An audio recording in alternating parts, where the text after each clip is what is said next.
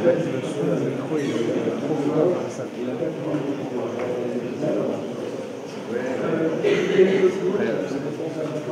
Responsable de développement dans l'équipe du lab au CHU. Je suis accompagné, j'ai travaillé auparavant dans une société de distribution et de vente sur Internet.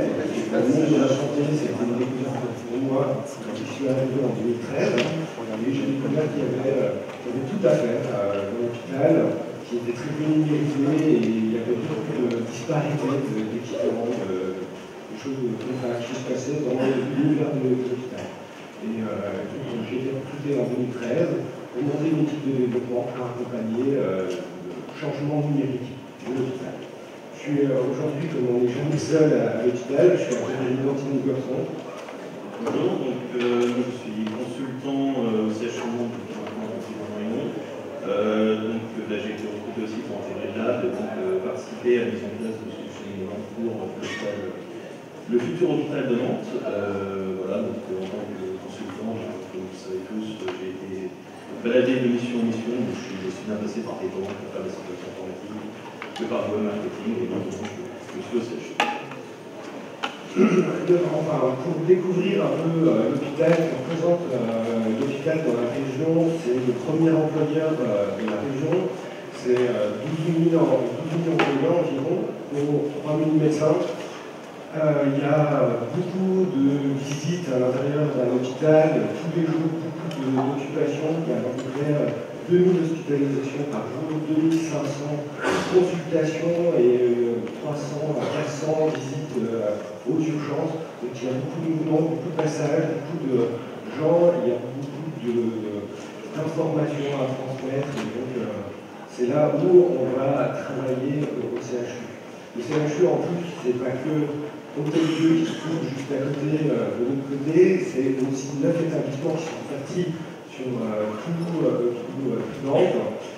Il y a l'hôpital Nord, l'ANF, qui est sur plutôt toutes les spécialités, cardiologie, pneumologie, cancérologie, qui sont plutôt au Nord à l'ANF. Et à Hôtel Dieu, c'est l'hospitalisation classique et l'hospitalisation classique. Et il y a Pierre-Louis aussi en grande entité pour la psychiatrie et la rééducation.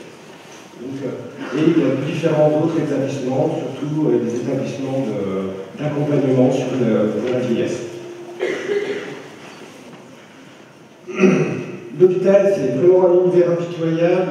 Nos médecins, en fait, sont les super-héros à combattre toutes les pathologies des patients. Mais on trouve aussi, enfin, ils sont avec des changements de stratégie et de mettre enfin vraiment l'argent là où il faut. En fait, on change le concept de l'hospitalisation et on passe de plus en plus sur l'hospitalisation de jour. Et il y a forcément des contraintes de temps et d'organisation qui sont de plus en plus importantes pour avoir un parcours cohérent sur une seule journée avec une chirurgie et la réanimation après, ou enfin tout le parcours qui va bien dans une opération.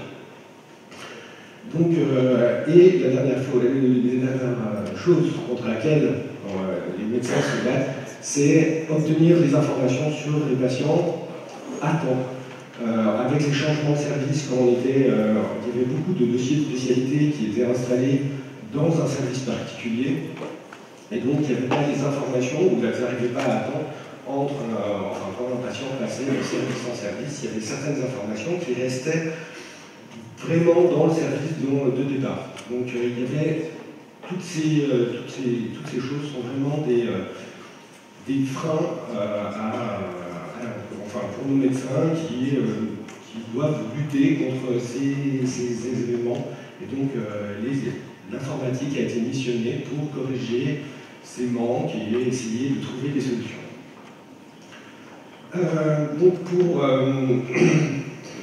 Excusez-moi, donc pour les aider dans ce travail, l'informatique, le laboratoire de l'informatique va proposer des solutions. Pour ça, on s'est fait aider par 4 supports de légende. Les supports qu'on commissionnait, c'était Jarvis, le premier. Ça s'intéresse plutôt sur tous les gadgets qu'on donne aux patients, qui sont affectés, attachés aux patients. Donc on a différents projets qui vont intéresser directement le patient. Lucius Fox, qui s'intéresse à tous les gadgets qu'on donne aux médecins. Donc on va voir quels sont les appareils de nos médecins. Oracle, c'est la tour de contrôle, l'orientation, la communication vers l'extérieur, la communication vers l'extérieur. Et enfin, Professeur X, la recherche, l'éducation, l'enseignement, qui est couvert par Professeur X.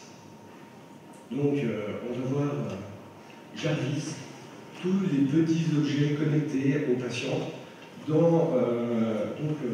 Pour le CHU, Jarvis et le CHU et l'école centrale ont un partenariat actuellement pour monter une maison connectée. On connaît tous la maison connectée avec la domotique pour fermer les volets, contrôler la lumière, le chauffage, la sécurité. Mais on veut aller plus loin, c'est vraiment la maison santé connectée. Et donc c'est pouvoir installer des capteurs dans la maison afin de voir l'état de santé du patient, donc avoir une balance intelligente, avoir aussi des capteurs de mouvement pour voir les déplacements du patient qui se trouve dans cette habitation, ou aussi des capteurs au sol de choc pour, si le patient tombe, voir si il y a besoin d'une intervention pour faire intervenir les équipes de santé plus rapidement dans la maison. Donc c'est vraiment un projet qui va se bâtir sur, je crois, dans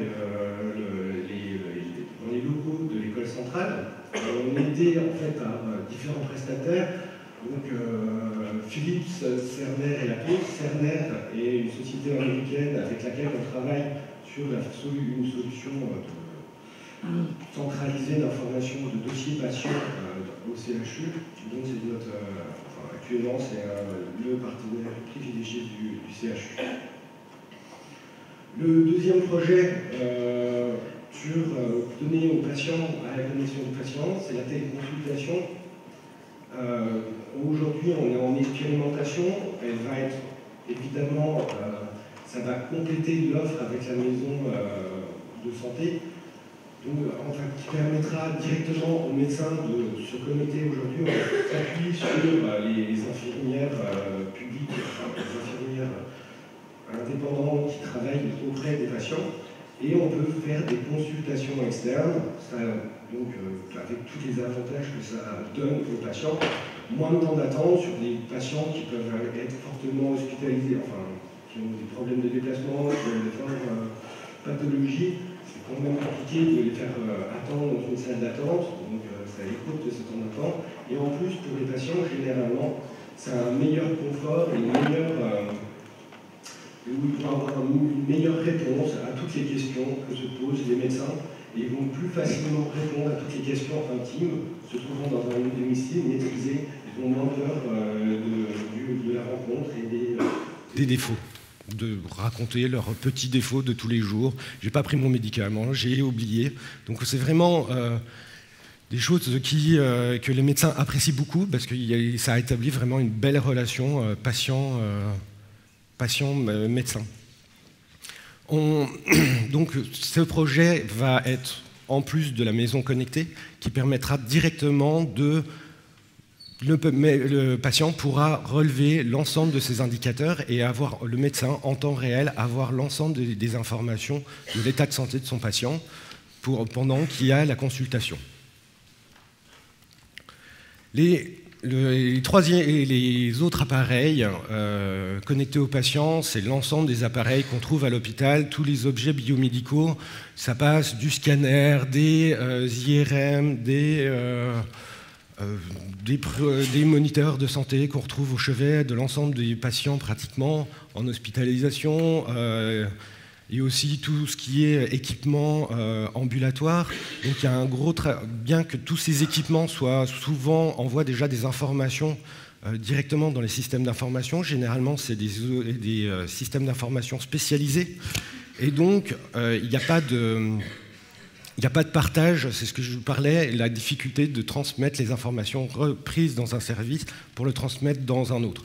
Donc actuellement, on a des études sur chacun des appareils, quelles sont les informations importantes à remonter dans un dossier patient et comment les récupérer. Généralement, c'est du HL7 et du DICOM. Le DICOM, c'est un format spécialisé dans le domaine de la santé qui permet de transmettre autant du HL7 et des images incorporées dans un seul flux.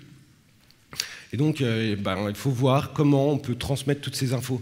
Donc, il y a pour chacun des appareils, il y a des études pour voir est-ce qu'ils ont besoin d'une connexion Wi-Fi, quelle est la connexion et les connexions disponibles, quels sont les ensembles de valeurs que peut transmettre l'appareil. Donc, il y a beaucoup d'analyses à réaliser et voir comment on peut les incorporer dans un dossier unique de patient. Aujourd'hui, on a connecté déjà 4 appareils. Les moniteurs pour prendre la tension qui est au chevet du patient, les respirateurs, et les pousse-seringues, c'est toutes les injections en intraveineuse sur le patient, ainsi que les appareils de prise de tension ambulatoires qui sont utilisés dans le service courant des infirmières, qui passent de chambre en chambre où elles vont faire le relevé de toutes les constantes vitales du patient au jour le jour. On gagne à peu près sur certaines consultations, pour le parcours du patient, à la place de prendre l'appareil, faire le relevé de mesure, aller sur un ordinateur, remettre les valeurs recensées. Directement, c'est envoyé et c'est signé avec le nom du soignant qui a fait l'intervention. Et donc, une tournée, on gagne à peu près, à la place d'une demi-heure pour faire la tournée, c'est sur 15 minutes que ça se passe pour l'ensemble d'un service. Donc, on gagne énormément de temps sur cette partie-là. On passe au prochain, Lucius Fox, présenté par mon collègue. Voilà. Donc, mon collègue a commencé par vous présenter tous les appareils et gadgets qui sont connectés aux patients. Donc maintenant, on va vraiment parler des appareils à destination des médecins.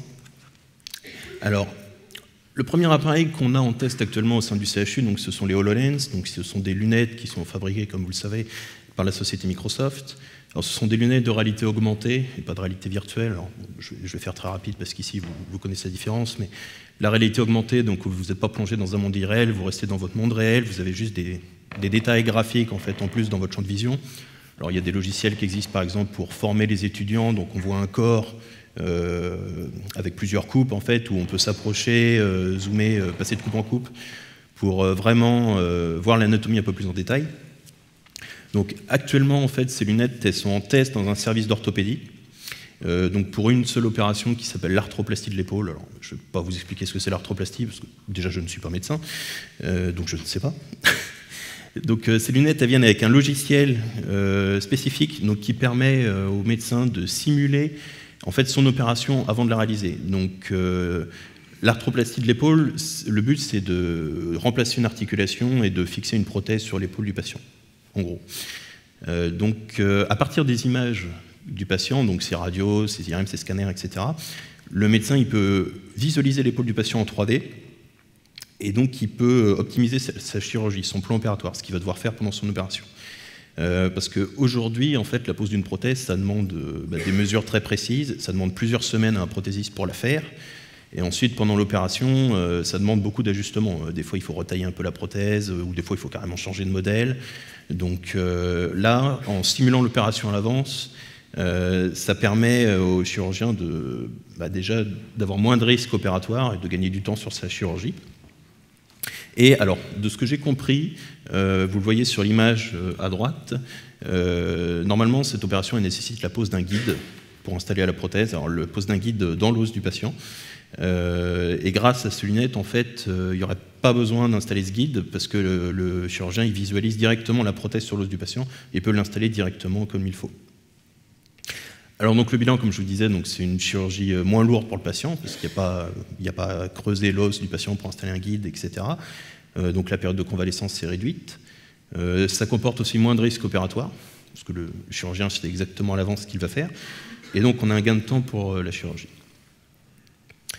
Alors à l'avenir, ces lunettes, donc là elles sont en test au sein d'un seul service.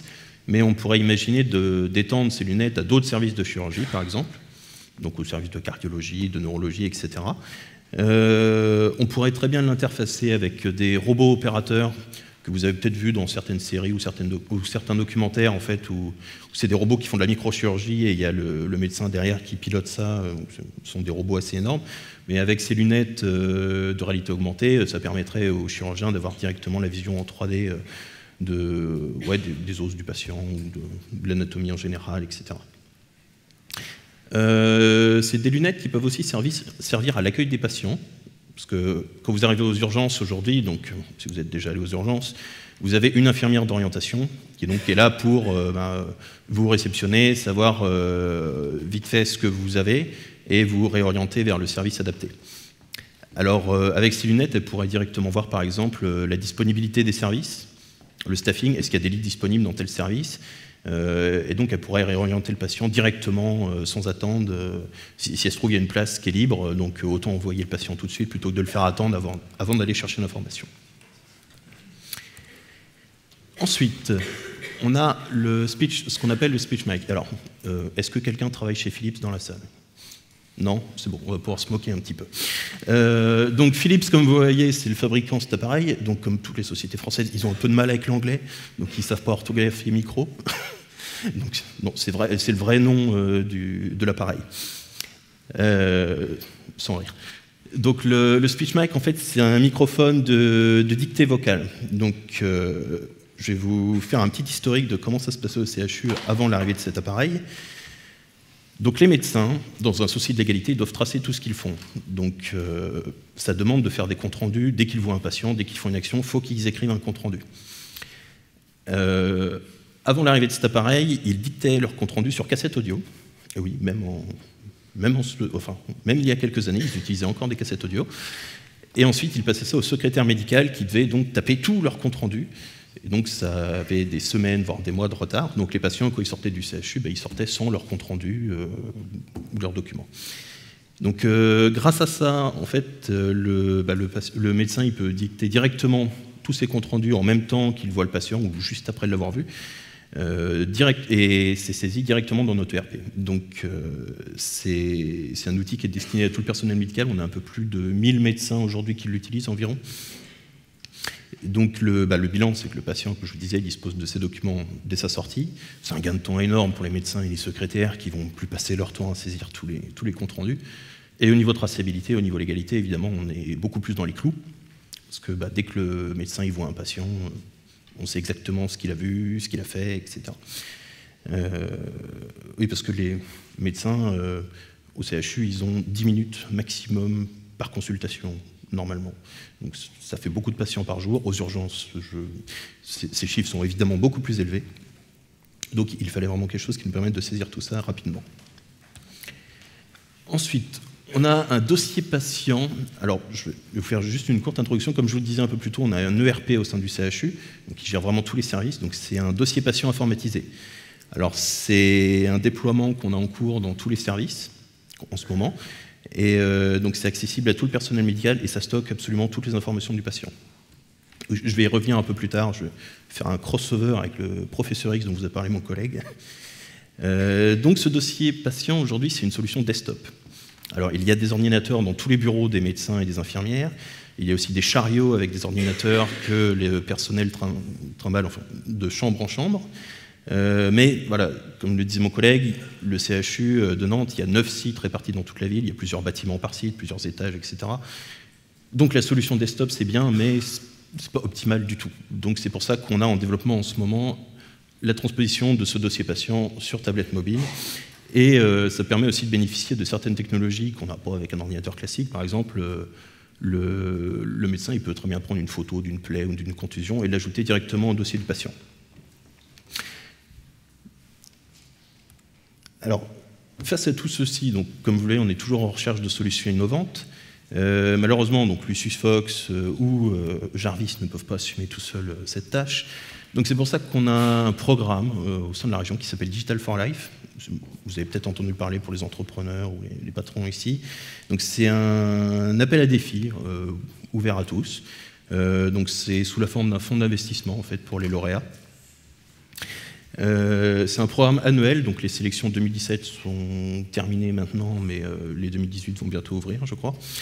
Alors, le CHU de Nantes, ainsi que d'autres CHU comme Rennes ou Angers, sont partenaires de ce programme, on fait partie du comité de sélection. Et donc le but, c'est vraiment de proposer des solutions. N'importe quelle solution, si vous avez une idée, un petit outil ou un petit logiciel ou n'importe quoi, vous pouvez le proposer à ce programme. Et ensuite, donc le CHU de Nantes, il est là, il fait partie du comité de sélection, mais on est aussi partenaire. Partenaire, ça veut dire qu'on peut vous fournir des données de test, du matériel, comme le matériel biomédical dont parlait mon collègue, mais on peut aussi fournir du matériel biologique, que vous ne trouverez pas ailleurs, évidemment. Alors, matériel biologique, au sein d'un hôpital, on parle bien de cadavres, pas d'autre chose. Donc voilà, donc c'est un environnement de test que vous ne retrouverez pas ailleurs. Donc par exemple, les lauréats de l'année dernière, ou d'il y a 2 ans, je ne sais plus, donc on a eu pour le CHU d'Angers ou de Rennes, je ne sais plus, le robot Pepper, qui est donc là pour faire de l'accueil patient. Mais ça peut très bien être, on a eu des propositions de Serious Game pour la formation du personnel médical. Ça peut être des Serious Game aussi pour les patients, pour les éduquer sur leur traitement, leur maladie. Par exemple, on a eu une proposition d'un Serious Game sur à destination des enfants pour qu'ils apprennent comment gérer leur diabète. Parce que c'est pas facile, responsabiliser un enfant qui n'a pas encore 10 ans sur le diabète, c'est vraiment très compliqué. Et les lunettes HoloLens dont je vous ai parlé un peu plus tôt, c'est quelque chose qu'on a par ce programme. C'est une entreprise bretonne qui nous fournit cette solution. Donc encore une fois, j'encourage tout le monde, si vous avez des idées à proposer, n'hésitez pas, soit en passant par Digital for Life, soit en les adressant directement au CHU de Nantes. On est ouvert à toute proposition. Ensuite, nous allons parler d'Oracle. Donc, comme mon collègue vous le disait, donc, ce rôle, c'est le support à distance. Ce sont toutes les solutions extérieures au CHU. Alors, qu'est-ce qu'on entend par extérieur? C'est toutes les solutions qui ne sont pas utilisées par nos médecins à l'intérieur du CHU, mais qui sont vraiment des portes d'entrée vers le CHU. Alors, nous avons par exemple actuellement un portail de téléexpertise qui vient de terminer sa phase de développement, qui est en phase de test. Donc, ce portail, il est vraiment à destination des médecins exclusivement. Il est en test dans un seul service en ce moment, c'est le service d'oncodermatologie. Donc l'oncologie, c'est tout ce qui est cancérologie, la dermatologie, ça vous savez. Donc, imaginez, vous êtes un médecin de campagne, vraiment dans une campagne isolée. Vous voyez un patient et vous êtes généraliste et vous avez un doute s'il faut envoyer ce patient voir un spécialiste. Alors, ça peut être une personne à mobilité réduite, ça peut être une personne âgée pour qui faire 30-40 km pour aller en ville, c'est tout de suite très compliqué.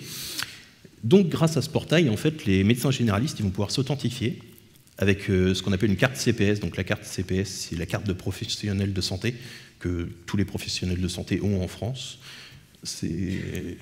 Alors, il y a les médecins, les infirmières et les sages-femmes, je crois, qui les ont. Donc, c'est un accès sécurisé. Donc le médecin de campagne s'authentifie et il peut directement soumettre un dossier patient sur lequel il a des questions. Donc il peut envoyer très bien des comptes rendus, des PDF, des images, des radios, etc. Ou le dossier du patient directement. Les médecins, les spécialistes du CHU, vu qu'on a 3000 médecins, c'est ça? Donc on concentre un grand nombre de médecins spécialistes. Le médecin spécialiste réceptionne cette demande et il peut initier un dialogue avec le généraliste. Il peut juste des fois répondre en disant non, ça ne nécessite pas de traitement urgent ou de consultation urgente, ou au contraire, si c'est urgent, il faut vraiment que le patient vienne au CHU pour se faire examiner. Donc pour les technologies, pour faire court, là on est vraiment en dehors de notre ERP. Vous allez voir, c'est vraiment une solution web. Donc on a un front en React avec du Node.js et du Mongo derrière. Donc ça n'a rien à voir avec les ERP classiques que vous retrouverez dans les grands comptes. Ah.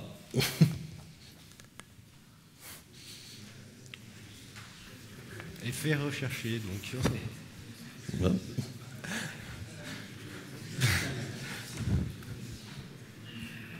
Ok.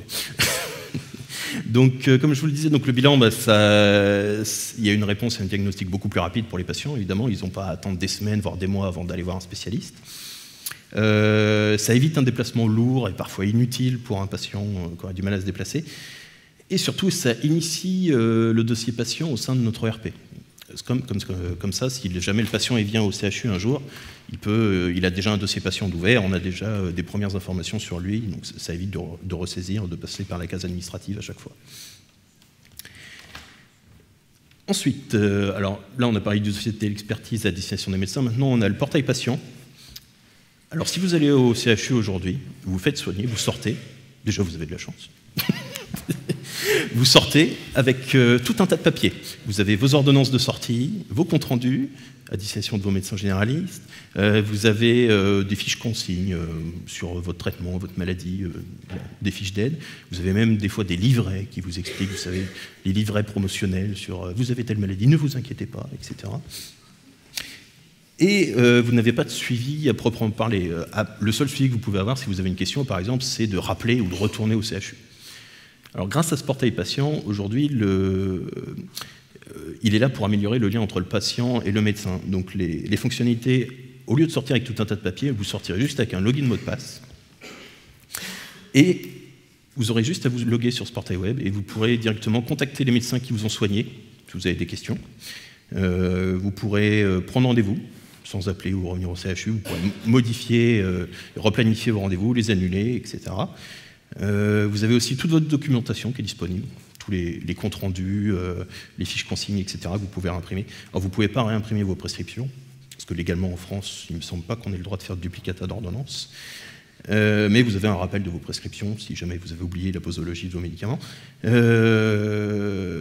vous pouvez reconsulter votre dossier médical, vos vaccins, vos allergies, etc., ce qui a été effectué quand vous étiez au CHU. Alors, toujours dans un souci d'orientation et d'accueil des patients, comme vous pouvez le voir, donc on a le portail patient pour assurer un meilleur suivi derrière, mais déjà, avant de sortir du CHU, il faut y entrer. Et y entrer, c'est pas forcément simple. On a 9 sites répartis sur Nantes, plusieurs bâtiments par site. Alors, si vous avez une consultation, pour se repérer, voilà, il n'y a pas beaucoup de solutions possibles. En ce moment, on est en recherche de solutions. Donc on teste des bornes d'accueil au sein du CHU, comme vous avez pu le voir, dans certains hôpitaux ou aéroports. Donc ça permet aux patients de dire oui, je suis bien arrivé, j'ai bien rendez-vous à telle heure. Ça permet aux patients d'imprimer un ticket pour, un peu comme à la préfecture, pour savoir l'ordre de passage, etc. Alors là, comme je vous dis, on est vraiment en recherche de solutions. Donc on a juste les bornes d'accueil en ce moment en test, mais ça peut être très bien des applications mobiles. Le patient, il aurait un identifiant de consultation, il a juste à rentrer ça dans son application et il voit exactement le chemin qu'il a à emprunter pour aller à sa consultation. Ça peut être, on le voit dans certains hôpitaux, des tracés au niveau des murs avec des couleurs différentes pour les services, il y a juste à suivre une couleur. Alors on pourrait faire ça un peu plus interactif. Le patient, il arrive, il se logue sur une borne et on lui dit ah bah, suivez la couleur jaune et vous avez une bande lumineuse qui parcourt tout un mur, histoire de faire un peu plus geek quand même. Parce que la peinture, c'est pas... vous pouvez aussi au niveau... Alors ça c'est vraiment pour l'accueil des patients. Après l'accueil des patients, ça comprend aussi les patients qui sont déjà au CHU, qui sont dans les chambres, et qui ont des questions par exemple. Vous êtes dans votre chambre, vous voulez savoir comment je fais pour voir la télé, à quelle heure sont les repas, quel est le menu. Alors vous pouvez avoir, comme au CHU de Rennes ou d'Angers, un robot qui passe de chambre en chambre si vous avez une question. Alors on a des robots actuellement au CHU, mais c'est vraiment des robots... Voilà, ils font le lien entre la pharmacie et un service. Ils transportent juste des médicaments. Ils ne sont pas encore très interactifs.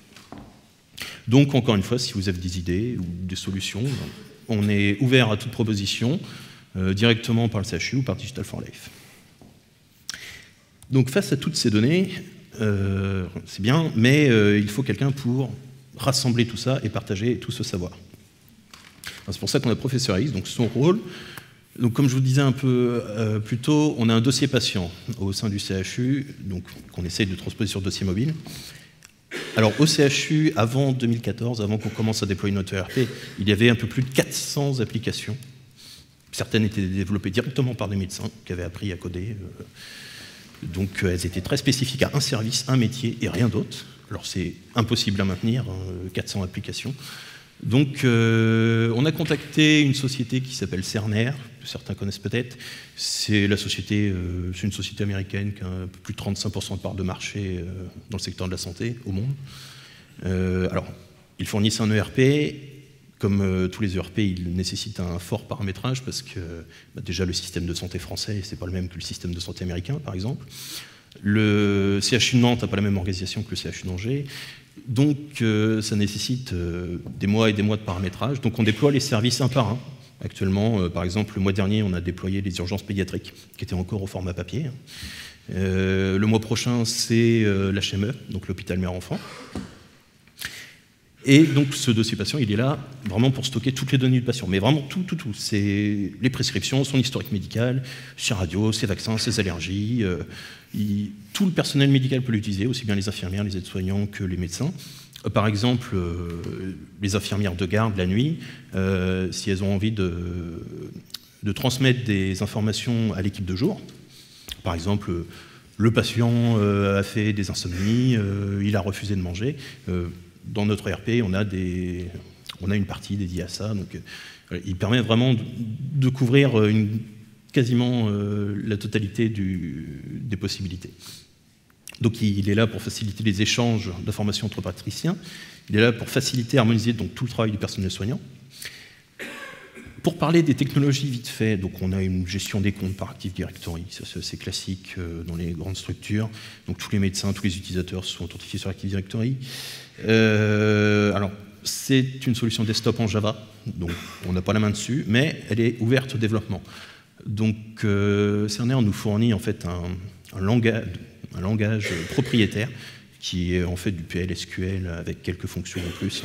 Donc ça nous permet de faire des procédures stockées côté back-end, et ensuite on peut faire des petits composants à intégrer dans le ERP en JavaScript, HTML, CSS. Donc ça nous laisse une certaine autonomie, une certaine liberté dans les développements. Donc c'est ça qu'avec mon collègue on réalise aussi en partie, des développements spécifiques pour le CHU de Nantes. Par exemple à Nantes on a développé en interne à 100% un outil qu'on appelle Odyssey, qui est là pour prévoir le taux d'occupation des lits et dans les services. Donc c'est quelque chose qui n'est pas dans le ERP classiquement. Donc si vous avez des patients dans le service et que vous avez envie d'avoir une seule vision sur tous les lits de votre service, lesquels sont occupés, lesquels sont libres, etc. Grâce à cet outil, on peut. Donc ça permet de, voilà, ça montre qu'on peut faire des développements quand même. Et ensuite, c'est des outils qu'on peut proposer à d'autres CHU. On s'entraide en France. Donc face à toutes ces données, évidemment, la recherche au sein de l'hôpital est très friande de toutes ces données. Donc on a des machines avec Hadoop donc pour faire du big data. Alors les données, comme je vous le disais, remontent d'un peu partout, du personnel soignant par le biais du dossier patient, donc des médecins, des infirmières.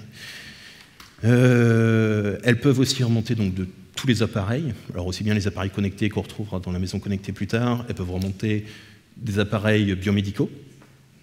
Elles peuvent remonter aussi des futurs robots d'accueil qu'on aurait au sein du CHU.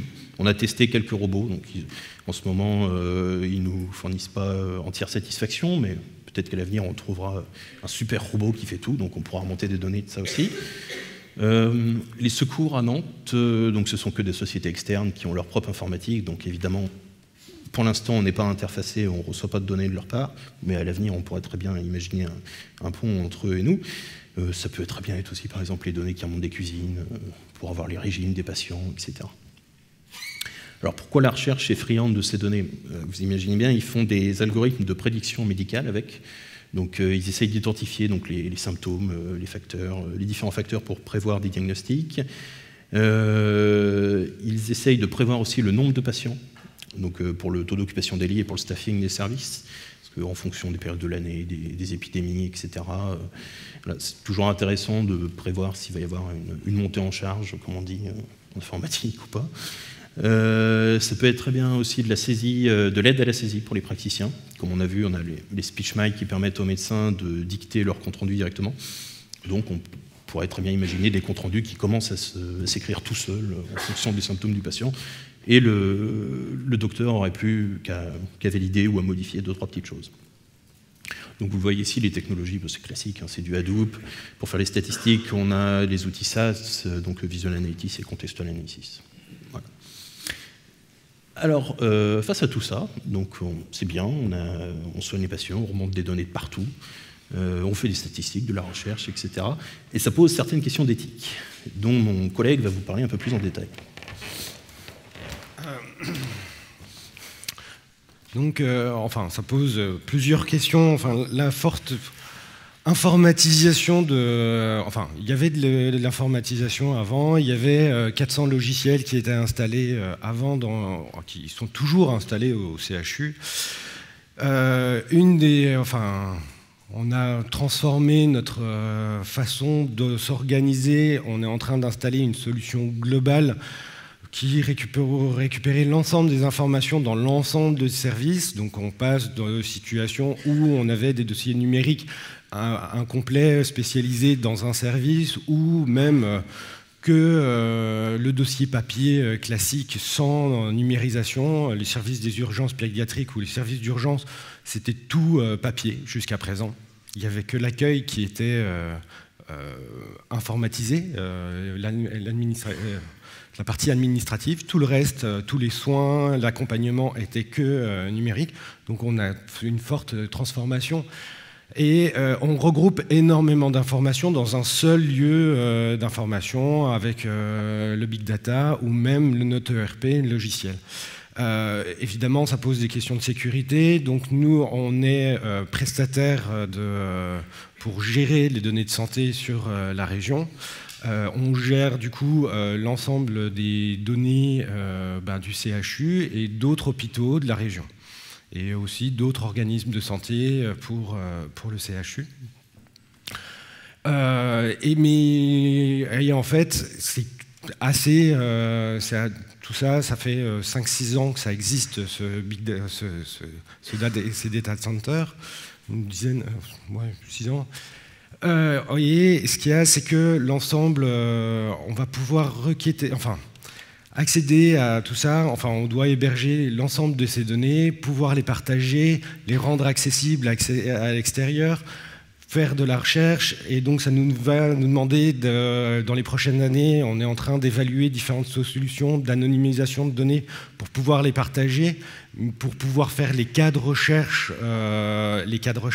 mais aussi tous les cas pour les formations dans les écoles de médecins et d'infirmières, pour avoir les cas pratiques. Et donc tout ça nécessite d'avoir des bons outils d'anonymisation pour ne pas avoir de données patients, de véritables données patients, données directement à des sociétés extérieures qui peuvent travailler dans la recherche ou des choses comme ça, ou aux étudiants. Donc ça, c'est encore assez à mettre en place et à tester. On n'est pas encore tout à fait au point, donc on cherche toujours des solutions, on est à l'écoute de solutions. Pour tout ce qui est, et en fait la plus grande crainte dans cette numérisation du domaine de la santé, c'est vraiment, et la crainte principale des médecins, c'est vraiment la place du médecin face aux patients. En fait, l'arrivée de tous ces écrans, que ce soit avec un ordinateur fixe ou avec des ordinateurs fixes ou les écrans de bureau, en fait, ils ont la rupture, le regard ne va plus du médecin au patient, et donc du coup, la confiance, il y a une sorte de rupture de confiance, de lien de confiance entre le médecin et le soigné. Et donc ça, c'est une vraie crainte, et ils l'observent. Et enfin, les patients ont l'impression qu'on s'occupe moins d'eux parce qu'on est derrière un écran. Et donc c'est pour ça qu'on recherche d'autres solutions un peu moins invasives dans la vie des médecins. C'est pour ça qu'on essaye les solutions de téléphone portable sur des tablettes qui envahissent moins l'environnement de travail, ou des solutions de lunettes. Mais comme tout, on doit être attentif ou trouver des nouvelles solutions, des nouvelles approches. Et ça, on est à l'écoute de l'ensemble des professionnels pour quelles sont les nouvelles solutions qui peuvent exister pour ne pas perdre ce lien médecin-patient, pour aussi rechercher des solutions sur l'anonymisation des données et pour pouvoir accéder simplement et de pouvoir donner accès aux cellules de recherche, l'accès aux données, mais sans avoir de données individuelles nominatives, parce que c'est pas quelque chose qu'on veut distribuer, de l'information sur les patients et sur leur confidentialité. Donc toute cette transformation numérique qui a débuté depuis 2013, c'est pour aller vers 2026. C'est l'hôpital Île de Nantes qui est en train d'être construit sur l'île de Nantes, juste à côté des machines des machines de Nantes. Et en fait, tous les projets qu'on met en place actuellement, c'est pour construire ce nouvel hôpital, pour intégrer directement, quand on arrive là-bas, qu'on soit directement numérique et que l'ensemble des informations qui existent dans le dossier patient aient une cohérence, une logique, une uniformisation entre les différents services, ce qui permettra une facilité de transmission entre des infirmières, entre les différents services. Ça permet plus de simplicité et de mouvement pour l'ensemble des professionnels, d'avoir un seul outil à connaître et à utiliser. Et en fait, voilà, on va intégrer dans toutes ces solutions et des autres solutions qui pourraient être disponibles dans l'avenir.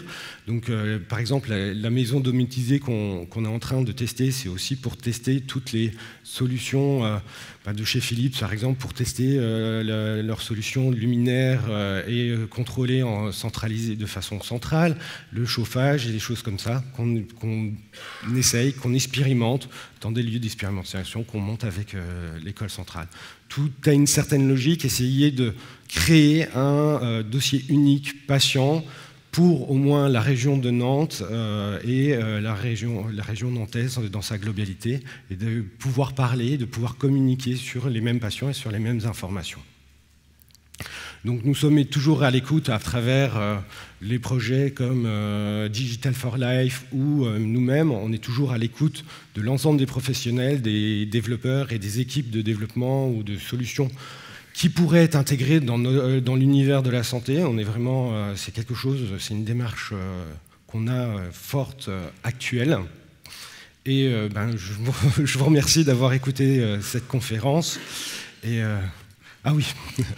Je dois remercier quand même un peu de stress, mais je remercie l'ensemble de l'équipe informatique qui nous accompagne sur l'ensemble de tous les projets. On est une équipe d'une vingtaine de personnes qui travaillons sur l'ensemble de ces projets dans divers domaines. On est une équipe de 5 développeurs qui développons sur l'ERP et qui ajoutons des fonctionnalités propres à l'univers français, ce que disait par exemple Odyssée, qui est une solution de planification de rendez-vous, d'organisation, et ça c'est l'équipe. Donc je remercie pour tout leur travail qui a été fait et le travail à l'avenir qui va être fait. Et je vous remercie d'avoir écouté, d'avoir passé, j'espère que vous ayez passé un bon temps, et je laisse libre aux questions. Merci.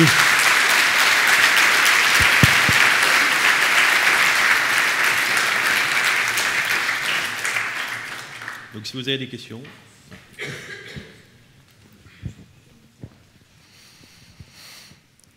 Bonjour. Bonjour. Alors moi j'avais 2 questions à la base, mais vous avez répondu à une des questions sur la sécurité et la confidentialité des données. Oui. En partie. Moi, ma première question, c'était sur la sécurité des appareils connectés. Oui. Et leur mise à jour, la gestion des parcs que vous avez. Alors, la mise à jour... Parce que, imaginons qu'il y ait une faille de sécurité sur le Wi-Fi ou autre. Non, mais... Alors, comment est-ce que... C'est très sécurisé. Voilà. Est-ce que c'est compartimentalisé au niveau des réseaux, etc.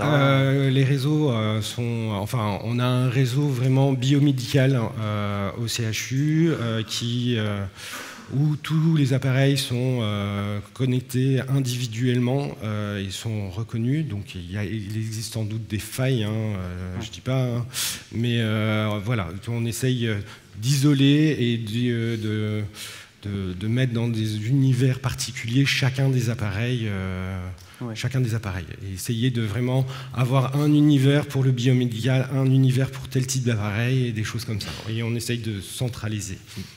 Mais après, c'est pas vraiment mon domaine, je suis plus dans le développement, et c'est vrai que côté technique et sécurité, pour aujourd'hui, j'ai moins... Après, oui, on a une équipe d'infra qui est dédiée vraiment à ça, à sécuriser les données. Justement, où on fait de l'hébergement, on a 2 centres d'hébergement, un à Pirmil dans le sud, juste au sud de la Loire, et un à l'Hôtel Nord, 2 centres... de 80-100 mètres carrés qui contiennent l'ensemble de notre infrastructure. Et donc on a toute une équipe dédiée à la sécurité et à la maintenance de ces machines. Ok, merci.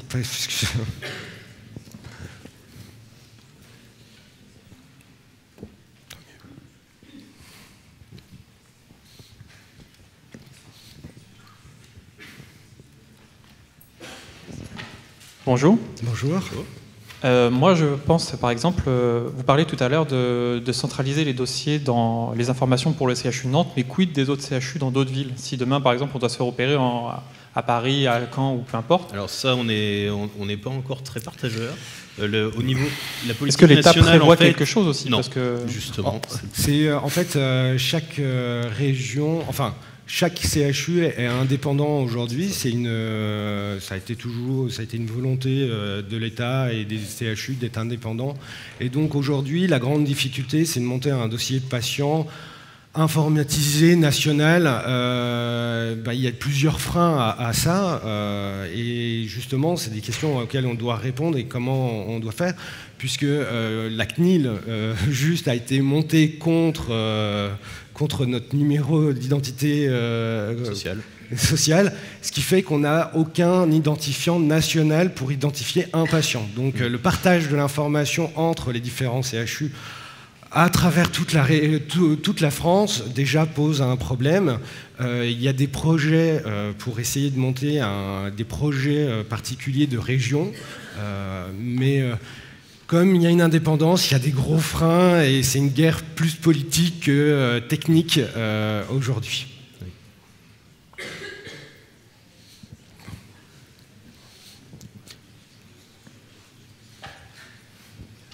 Après, ce sera sûrement la dernière question parce qu'on doit dépasser du temps là. Mais au pire, on est disponible un peu quelques minutes après si vous avez d'autres questions. Merci. Bonjour. Quid du dossier médical de santé? C'était quelque chose dont j'entendais beaucoup parler il y a 1 ou 2 ans. Je ne sais plus, là vous n'en avez pas parlé par exemple. Est-ce que le but c'est de l'intégrer en fait, justement, notre dossier médical patient est un dossier médical de santé. Mais c'est vrai que, comme je le disais, ce qui serait l'avantage, c'est d'avoir une solution globale au niveau national. Et la volonté aujourd'hui, avant de s'attaquer au national, aujourd'hui on essaie d'uniformiser, d'avoir pour chaque valeur de normiser l'ensemble des informations. Et c'est vraiment pour avoir ce dossier national de santé. Et on essaye d'avoir cette démarche d'essayer d'identifier chacune des valeurs, chacune des comptes rendus pour avoir un tout cohérent et pouvoir plus facilement le partager. Mais il y a des grosses diversités par rapport entre les différents CHU. Nantes, on a de la chance, on est un CHU bénéficiaire et donc on a l'occasion de pouvoir monter l'ensemble de ces projets informatiques, de pouvoir faire ce travail de numérisation. Mais c'est parce que nous sommes bénéficiaires qu'on a l'opportunité de faire ça.